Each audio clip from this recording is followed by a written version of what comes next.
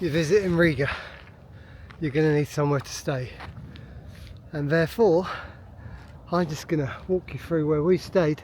And to be honest with you, you need to stay tuned to the end. It's only a short, won't take you long to see, to hear the real reason why you might want to stay here.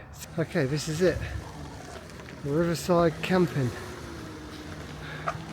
Nice secure gates to get into.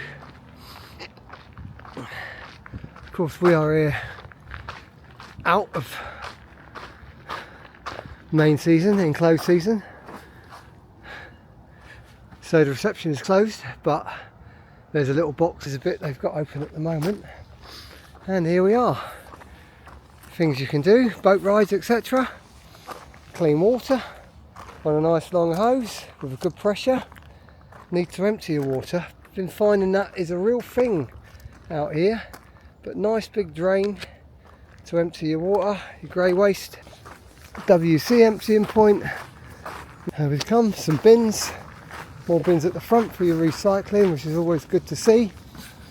And then we come in, toilets, WC, still open at the moment, nice and clean.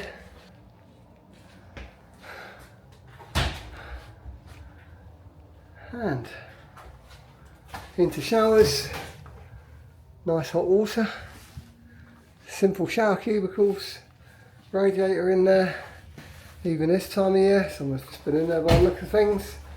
Then we come out, washing up facilities, do your washing up, and ladies' toilets across there with electric.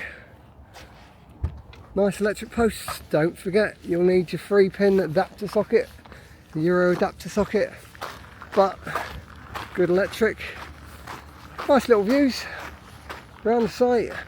A bit I need to tell you, guys, 20 euros.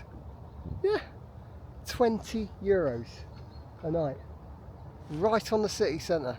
You cannot park in London for 20 euros in a car, and here you are in Riga, 20 euros. Why wouldn't you?